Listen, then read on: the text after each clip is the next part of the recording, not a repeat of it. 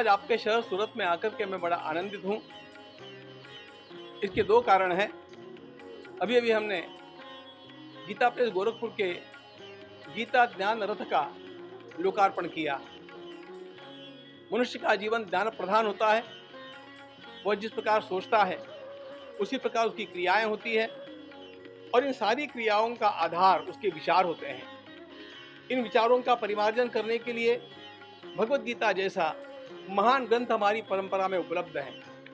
और भगवत गीता की विशेषता यह है कि किसी भी प्रकार यह ग्रंथ सांप्रदायिक नहीं, पूरी मानवता के लिए है और केवल सद्गुणों का विकास मनुष्य के जीवन में कैसे हो इसका प्रतिपादन करने वाला ग्रंथ है। गीता प्रेस गोरखपुर के द्वारा इसी प्रकार के साहित्य का निर्माण किया गया। उसके लिए एक ज्ञान रथ बना करके आज हमारे आदरणीय गोविंद काका ने समर्पित किया है। मैं उनका हृदय से अभिनंदन करता हूँ, क्योंकि यह ज्ञान का प्रचार, संस्कारों का प्रचार यह अत्यंत आवश्यक बात है, क्योंकि जीवन मूल्य उसके ऊपर निर्भर हुआ करते हैं। इसी कड़ी में मैं गुजरात सरकार का भी अभिनंदन करना चाहता हूं कि उन्होंने भगवत गीता की शिक्षा को बालकों के पाठ्यक्रम में अनिवार्य कर दिया है। भगवत गीता जीवन मूल्यों का ग्रंथ है। भगवत गीता विश्वव्यापक ग्रंथ है। भगवत गीता में संकीर्णता किसी प्रकार की नहीं, कोई सांप्रदायिकता नहीं, और इसलिए मानवीय समानता के धरातल पर काम करने वाला यह दिव्य ग्रंथ हम लोगों के लिए प्रेरणा बनेगा। गुजरात सरकार का अभिनंदन इसलिए मैं विशेष रूप से करता हूं कि हमारे पूरे देश में गुजरात यह पहला प्रदेश है जिसने भगवत गीता की यह अत्यंत उत्तम जीवन मूल्यात्मक शिक्षा पाठ्यक्रम में लगाई। मैंने स्वयं देखा भी है और गोविंद काका के बारे में सुना भी है। उन्होंने देखा कि एक वहाँ पर वनवासी पेड़ के नीचे हनुमान जी की पूजा करता बैठा है और उससे पूछा कि अरे भाई यहाँ छत नहीं, कुछ नहीं, क्या कर रहे हो? तो उसने कहा कि करने जैसा तो बहुत कुछ है, लेकिन यहाँ पर व्यवस्थाएं नहीं है, तो भी हम पूजा उपासना तो छोड़ नहीं सकते। गोविंद काका के मन में ऐसा विचार आया कि क्यों न, जब इस बात की आवश्यकता है तो हम ही लोग इतनी सेवा कर दें। मैं उनका अभिनंदन करता हूँ कि उन्होंने 311 हनुमान जी के मंदिर बनाने का संकल्प वहाँ पर किया और उसमें से 14 मंदिर अभी हम कल प्रतिष्ठा करने के लिए जा रहे हैं। मंदिर किस लिए होते हैं? हमारे जीवन में हम लोगों को कहीं न कहीं श्रद्धा रखे बिना अपने मन की शांति प्राप्त नहीं होती है। देखो, मन शांत रहेगा तो जीवन सुखमय होगा। इस मन को शांत रखने के लिए किसी की कहीं पर होगी, किसी की कहीं पर भी होगी, लेकिन कहीं न कहीं श्रद्धा होना आवश्यक है। इस श्रद्धा का केंद्र कहीं न कहीं होना आवश्यक है और इसलिए उन वनवासियों की श्रद्धा के केंद्र श्री हनुमान जी हैं। इसलिए उनकी उपासना पद्धति में सहयोग देने के लिए और उसके माध्यम से उनके भीतर शांति प्रस्थापित करना, संस्कार विस्तारित करना, इस कार्य के लिए और यह मंदिरों के निर्माण का संकल्प किया गया, जो कार्यवाही में क्रमशः धीरे धीरे आ रहा है। वस्तुतः इस प्रकार के काम सब लोगों को करने चाहिए और इस प्रकार के कार्यों से ही अपने आप ही लोगों में, उनके आचरण में सात्विकता आती है। देखो, हमारा मन उग्र होगा तो हम दंगा करेंगे, हमारा मन शांत होगा तो हम शांति से वार्ता करेंगे। सब लोगों के भीतर शांति निर्माण करना। अशांति कहाँ से आती है? अशांति पहले मन में जागृत होती है और फिर वह बाहर किसी न किसी प्रक्रिया से आ जाती है। सबके मन को शांत रखने के लिए धर्म की, श्रद्धा की, ईश्वर की उपासना की आवश्यकता है और इसीलिए तो गांधी जी का जीवन हम देखते हैं, उन्होंने उपासना के बल पर सब कुछ किया है। गांधी जी कभी भी प्रार्थना चूकते नहीं थे, रोज प्रार्थना करते थे, करवाते थे, क्योंकि ये एक संस्कार होता है, उससे विनम्रता आती है, उससे परोपकार की भावना जगती है। सब मेरे भाई बहन हैं, इस प्रकार की भूमिका का विस्तार होता है। ये सारे सद्गुण आदिवासियों के जीवन में भी विस्तारित होने चाहिए और उनको हम लोगों का सहयोग उसके लिए प्राप्त होकर के उनके मन में हम अलग है, हमारी ओर किसी का ध्यान नहीं, इस प्रकार की भूमिका निर्माण नहीं होनी चाहिए।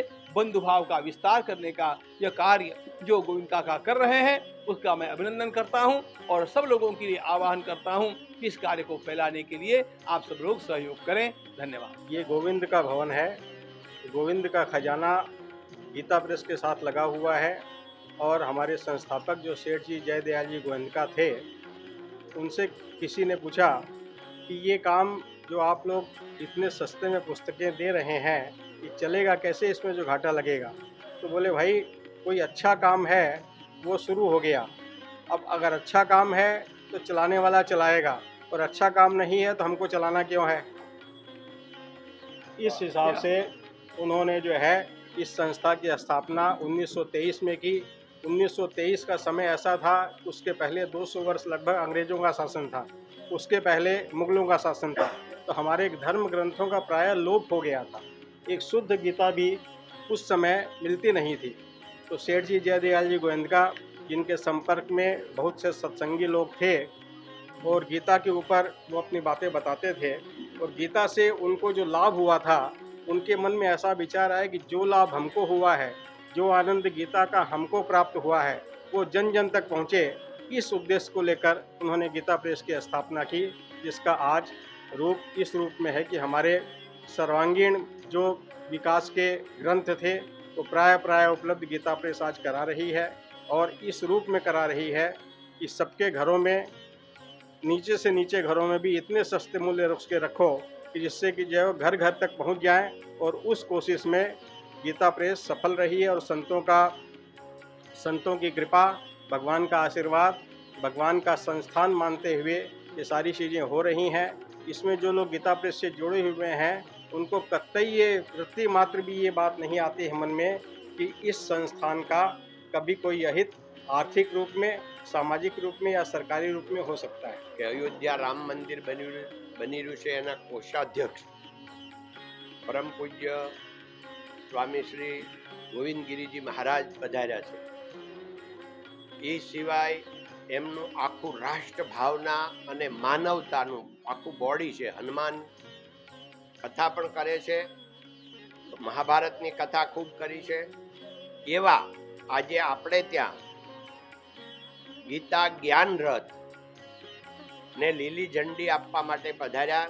અને આવતીકાલે ડાંગ આહવામાં જે હનુમાનજીના મંદિરની શૃંખલા બની રહી છે એના 14 મંદિરની પ્રાણ પ્રતિષ્ઠા મહોત્સવમાં પધારી રહ્યા છે। મિત્રો, આ ગીતા જ્ઞાન રથ એટલે ગોરખપુર ગીતા પ્રેસ છે। એના પુસ્તકો આમ જનતાને ખ્યાલ નહીં હોય, પણ આખી દુનિયામાં હિન્દુ ધર્મમાં મેક્સિમમ કોઈએ પુસ્તકોનું છાપકામ કર્યું હોય આખા વિશ્વમાં તો એ છે ગીતા પ્રેસ ગોરખપુર।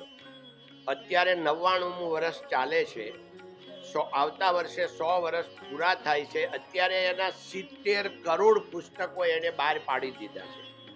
અને એના સિવાય 100 વર્ષમાં ગીતા પ્રેસને છોડી દઈએ તો આપણે બધાય આખી દુનિયા ભેગી થઈને હિન્દુઓના 70 કરોડ પુસ્તકો છાપ્યા નથી, એટલે 50 કરોડ પણ નહીં હોય। એટલે એકલી સંસ્થા એવી છે જેણે હિન્દુ ધર્મને ખડો રાખ્યો।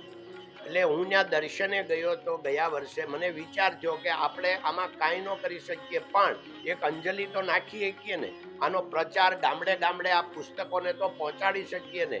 એટલે આપણે આ ગીતા જ્ઞાન રથ બનાવ્યો છે, અને એમાં એવી આપણે સગવડતા કરી આપી છે કે આમ જનતા, નાનામાં નાના માણસને પુસ્તક લેવો હોય ને અંદર ભાવ લખ્યો હોય ભાઈ 200 રૂપિયા, 200 રૂપિયા ન હોય તો કોઈને એમાં કોઈ સેલ્સમેન નહીં રહે, કોઈ એમાં વેચવા માટે નથી, વેચવા માટે છે। પણ ઘણા એવા મારે મફતથી જ લેવો, તો આપણે ત્યાં ગલ્લો રાખ્યો છે। એટલે કિંમત જોઈ જેને જે યોગ્ય લાગે તે પૈસા અંદર નાખી દે, જાતે લઈ લેવાના અને જાતે જ એનું પેમેન્ટ કરી દેવાનું। હવે વાત રહી હનુમાનજી મંદિરની, તો ધાર્મિકમાં લોકોને આમ સપાટી તો ભાઈ ધાર્મિક વાત છે, ચાલો। આ ધાર્મિક કરતાં સામાજિક બહુ મોટી વાત છે।